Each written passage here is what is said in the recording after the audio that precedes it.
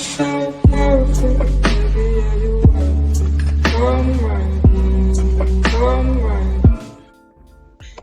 honeybees, I'm back with another video. So I was sitting here and I was like, while I'm sitting here and making little decor pieces, I thought about coming online. As you can see, it's the same day as the one that I put out earlier today. If you hadn't seen it, go out and check that one out. That's the guest room that I did clean up and spruce that up. So check that one out. So this one is going to be with my air dry clay. I'm going to be making a garland at an air dry clay. And if you're interested in wanting to learn how to do your own garland out of air dry clay, please stay tuned. Make sure you like, comment, and subscribe to my channel. And if you want to know any other DIYs that you might want to know how to do or learn how to do or how to work with air dry clay, stay tuned. Y'all subscribe to my channel. So I'm getting ready to show you how to do a garland made out of air dry clay. Stay tuned, y'all.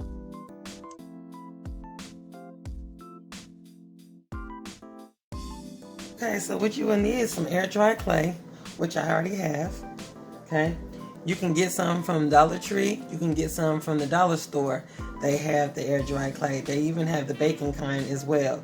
But what you have is a package that will look like the one I showed you previously when the video started. The Crayola Model Magic. Might be backwards, I don't know. But that's what it looks like. It comes in a package like that. You can get them in all different colors as far as yellow, reds, and they have all different colors. Okay, I picked up the white, and I also have some in a big box that I got from Amazon. But that's for other little projects that I use that clay as well with. So I try to have as much clay as I can. But anyway, when you get it out of the package, it's gonna be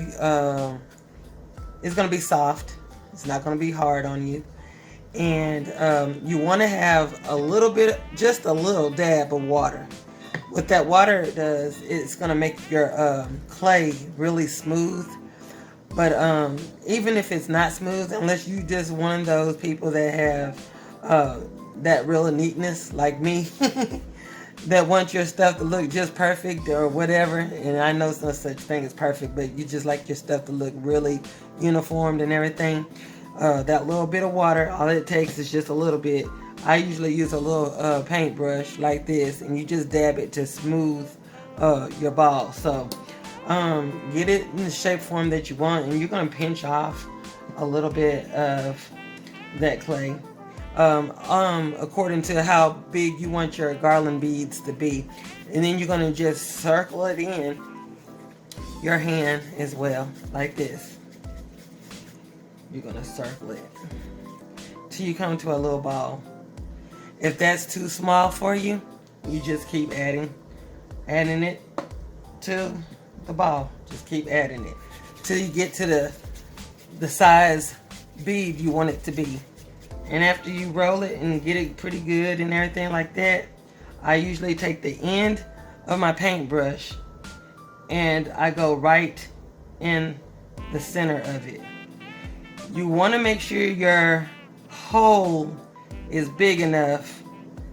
Okay, you want to make sure it's big enough to for your rope, string, or whatever you want to use to go into this bead. You want to make sure it's big enough for it to go through, because once your clay dries, it also shrinks.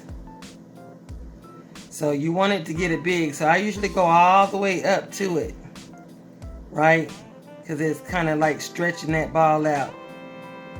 And if your fingers are damp or whatever like that, you just smooth that ball out, the bead clay to the size that you want it to be, and slide that out, and you'll have the perfect size bead, and you'll have your ball.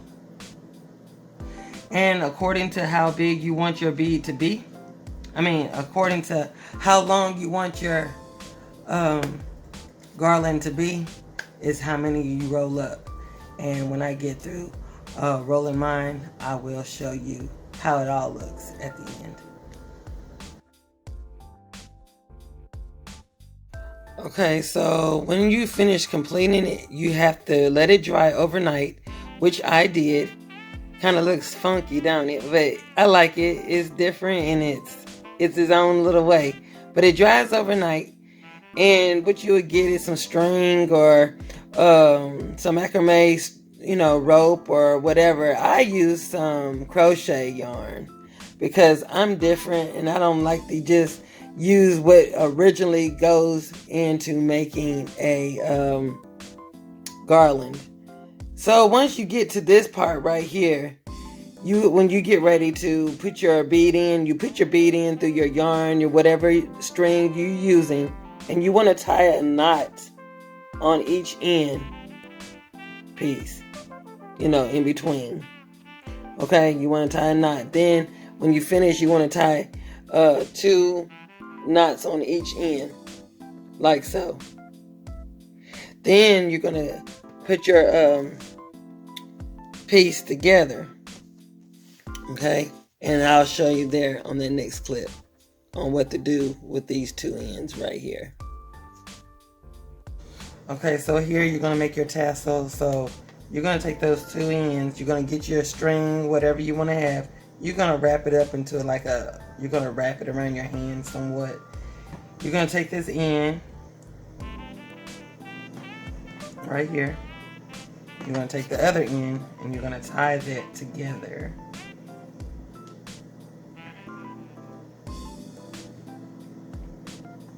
You're gonna tie it in a knot.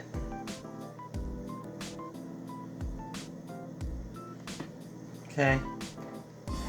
Then from there, still keep it open. You're gonna take your scissors.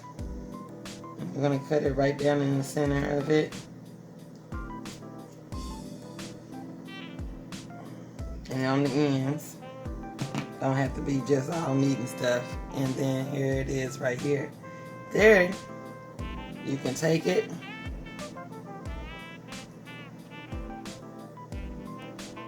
and set it on whatever you wanted to put it on, or you can hang it. But this is the finishing touch.